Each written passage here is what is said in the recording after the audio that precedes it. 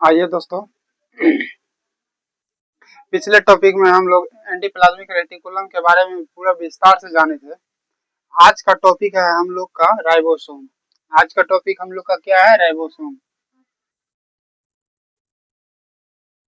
Ribosome, इसका English नाम भी है राइबोसोम और हिंदी नाम भी है राइबोसोम। ठीक है। राइबोसोम एक दानादार संरचना है। राइबोसोम क्या है? एक दानादार संरचना है। राइबोसोम क्या है? एक दानादार संरचना है। राइबोसोम क्या है? एक दानादार इस प्रकार का संरचना है। ठीक है। जो एंडोप्लाज्मिक रेटिकुलम ईआर का मतलब समझ जाइए आप लोग। कल हम बताए थे पिछले क्लास में कि ईआर मतलब एंडोप्लाज्मिक रेटिकुलम। इसका हिंदी होता है अंतःप्रद्रव्य जालिका। अंतःप्रद्रव्य जालिका। तो जो एंडोप्लाज्मिक रेटिकुलम के ऊपर या अकेले या गुच्छे के रूप में साइटोप्लाज्म, साइटोप्लाज्म का हिंदी बताए थे क्या? कोशिकीय द्रव। साइटोप्लाज्म का हिंदी क्या बताए थे? कोशिकीय द्रव। द्रव में बिखरे रहते हैं, कोशिकीय द्रव में बिखरे रहते हैं। देखिए यहाँ पे ये क्या हो गया हम लोग का? ये हो गया कोशिकीय द्रव। कोशिकीय द्रव इसको इंग्लिश में बोलते हैं साइटोप्लाज्म। और ये क्या हो गया? केंद्रक। ये हो गया केंद्रक। क्या बोल रहा है? राइबोसोम एक दानादार संरचना है जो एंडोप्लाज्मिक रेटिकुलम के ऊपर या अकेले या गुच्छा के रूप में साइटोप्लाज्म में बिखरे रहते हैं। साइटोप्लाज्म, साइटोप्लाज्म क्या हो गया? जीव द्रव। जीव द्रव, जीव द्रव में जो है गुच्छे के रूप में बिखरे रहते हैं। गुच्छे के रूप में क्या रहता है? बिखरे रहते हैं। गुच्छे के रूप में बिखरे रहते हैं।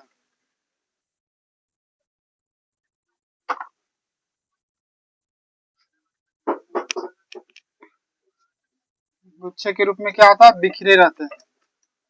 ठीक है। यह झिल्ली विहीन होता है, सबसे छोटा कोशिका अंगक है। राइबोसोम जो है झिल्ली विहीन होता है, यानी कि राइबोसोम पर किसी प्रकार का झिल्ली नहीं पाया जाता है। राइबोसोम पर किसी प्रकार का झिल्ली नहीं पाया जाता है। और और राइबोसोम जो है सबसे छोटा कोशिका अंगक है। राइबोसोम जो सबसे छोटा कोशिका अंगक है। ये हो गया कोशिकीय द्रव। ये हो गया कोशिकीय द्रव। यहाँ हो गया केंद्रक। यहाँ हो गया केंद्रक।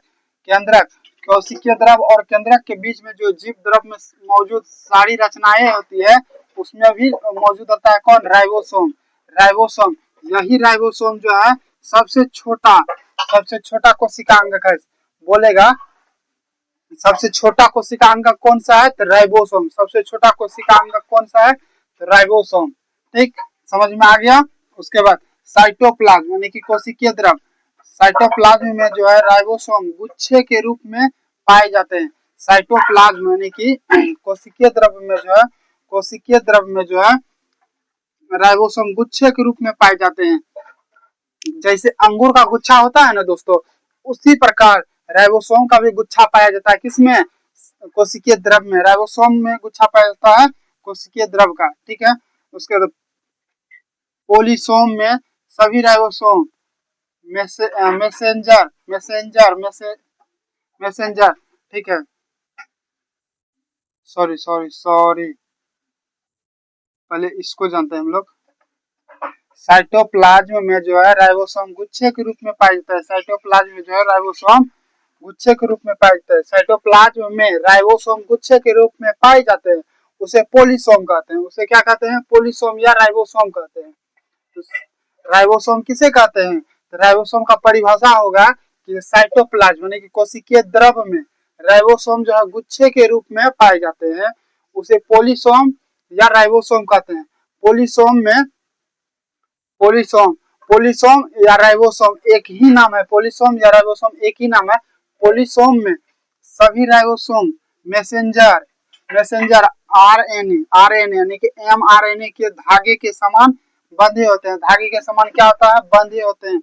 ये देख रहे हैं ना, इससे इससे इससे इसी तरह जो है राइबोसोम, इसी तरह जो है पोलिसोम में सभी राइबोसोम मैसेंजर आरएनए एमआरएनए के धागे के समान बंधे होते हैं। तो राइबोसोम जो है प्रोटीन तथा आरएनए से मिलकर बना है। राइबोसोम जो है प्रोटीन आरएनए से बना होता है। राइबोसोम जो पोलिसोम सॉरी राइबोसोम जो है प्रोटीन और आरएनए से बना होता है। वहीं कोशिका झिल्ली की बात करेंगे तो कोशिका झिल्ली लिपोप्रोटीन से बना होता है और अंतःप्रद्रव्य जालिका एंडोप्लाज्मिक रेटिकुलम भी क्या लिपोप्रोटीन से बना होता है। तो राइबोसोम किससे बना है तो प्रोटीन और आरएनए से। प्रोटीन और आरएनए से ये चीज याद रखना है, कंफ्यूज नहीं होना है दोस्तों कि राइबोसोम किससे बना है तो प्रोटीन और आरएनए से मिलकर बना है। राइबोसोम दो प्रकार के होते हैं। राइबोसोम कितने प्रकार के होते हैं दो प्रकार के होते हैं। राइबोसोम दो प्रकार के होते हैं। पहला राइबोसोम 70S राइबोसोम है। पहला राइबोसोम जो है 70S राइबोसोम और दूसरा हो गया 80S राइबोसोम। दूसरा कौन सा हो गया 80S राइबोसोम। तो 70S राइबोसोम के दो सब यूनिट होते हैं। 70S राइबोसोम के दो सब यूनिट होते हैं। दो सब यूनिट कौन कौन है 70S राइबोसोम के दो सब यूनिट 30S और 50S। 30S और 50S 10 इसमें क्या होगा बेसी होगा। 70S राइबोसोम का जो दो सब यूनिट होगा कौन 30 और 50। 70S राइबोसोम के दो सब यूनिट कौन 30 और 50। 30 और 50 30 और 50। तो राइबोसोम कितने प्रकार के दो प्रकार के कौन 70S और 80S। 70S और 80S। 70S राइबोसोम के दो सब यूनिट होते हैं। पहला यूनिट हो गया 5 सब यूनिट हो गया 30S। दूसरा हो गया 50S और दूसरा राइबोसोम जो हो गया 80S राइबोसोम के भी दो सब यूनिट होते हैं। तो 80S राइबोसोम के दो सब यूनिट कौन कौन हो गया 40S और 60S। 40S और 60S। राइबोसोम कितने प्रकार के दो प्रकार के राइबोसोम कौन कौन 70S राइबोसोम और 80S राइबोसोम।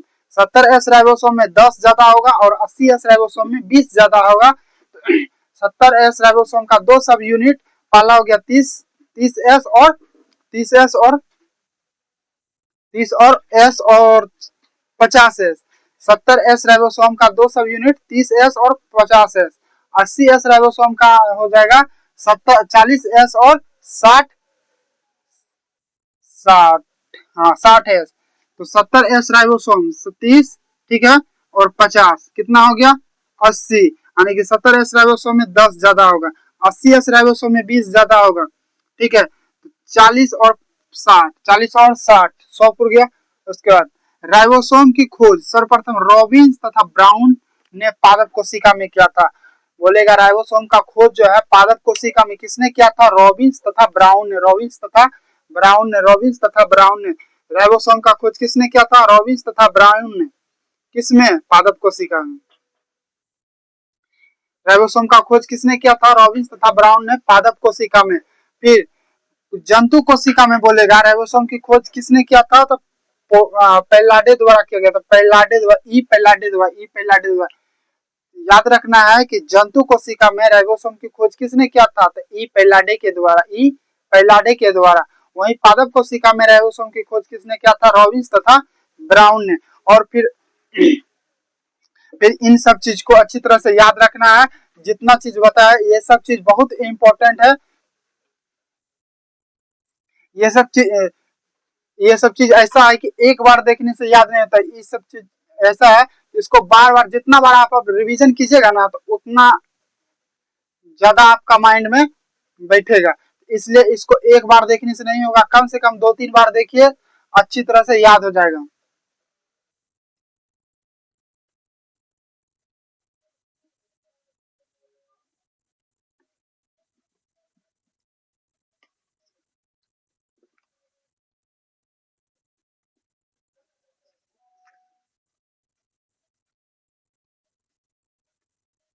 यह चीज याद रखिएगा कि सेल मेम्ब्रेन किससे बना था तो लिपोप्रोटीन से। लिपो से बना था।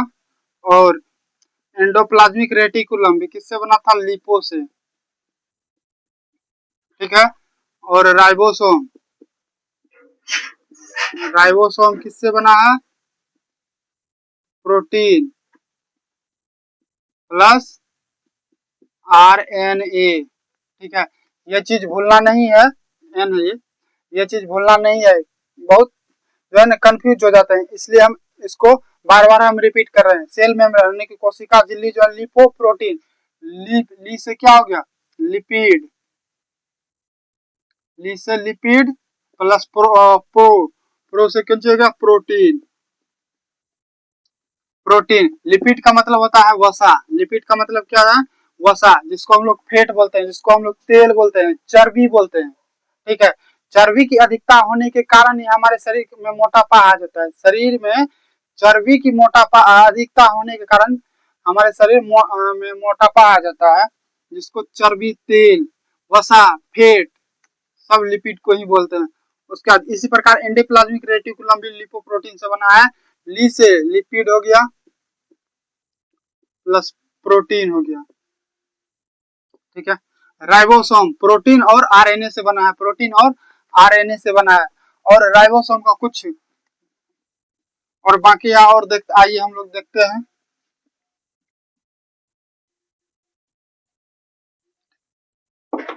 हम लोग जंतु कोशिका में राइबोसोम की खोज जो है ई पैलाडे ने किया था। जंतु कोशिका में राइबोसोम की खोज किसने किया था? ई पैलाडे ने किया था।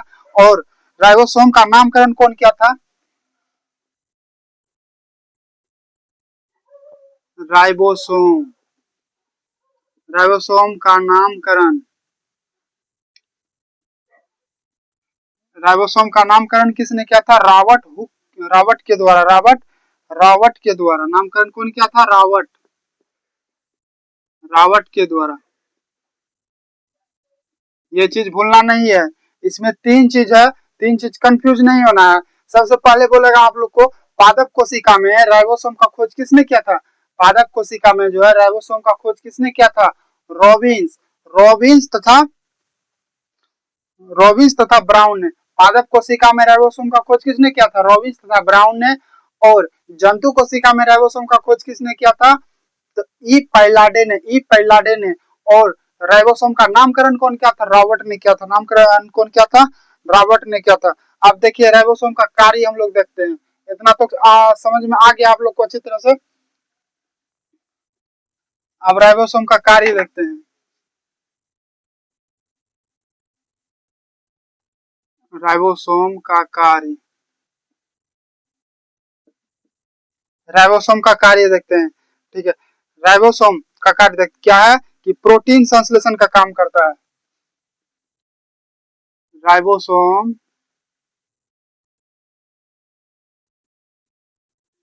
प्रोटीन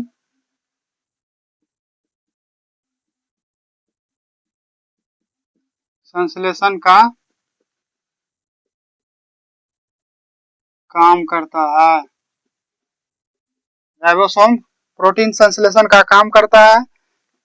इसके इसके अभाव में कोशिका में प्रोटीन संश्लेषण हो पाना संभव नहीं है।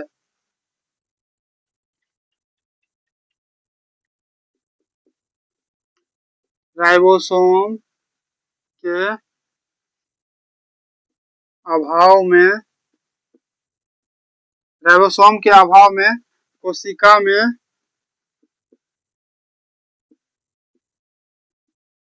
राइबोसोम के अभाव में कोशिका में प्रोटीन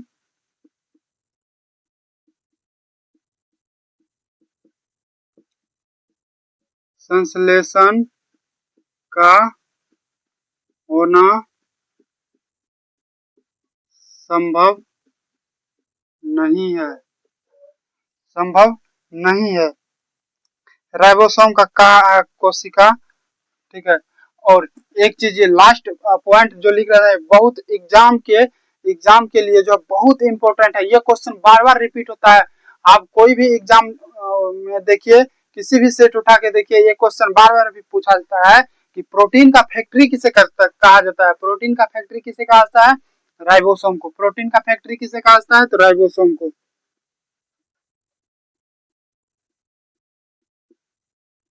प्रोटीन की फैक्ट्री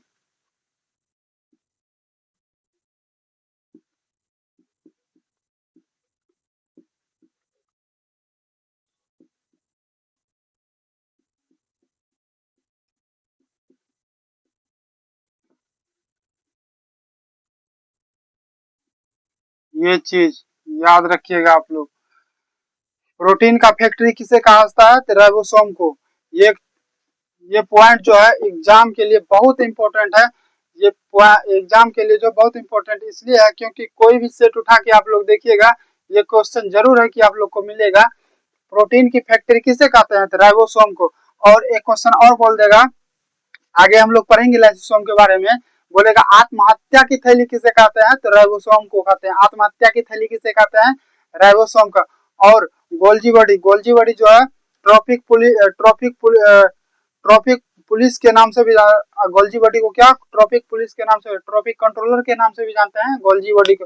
आगे हम लोग चर्चा करेंगे, जैसे जैसे हम लोग पढ़ते जाएंगे वैसे वैसे आगे हम लोग टॉपिक बाई टॉपिक चर्चा करेंगे और आप लोग को अच्छी तरह से बताएंगे। तो आशा करते हैं कि आप लोग को अच्छी तरह से समझ में आ गया होगा। तो मिलते हैं कल का फिर नेक्स्ट वीडियो में। जय हिंद, जय भारत।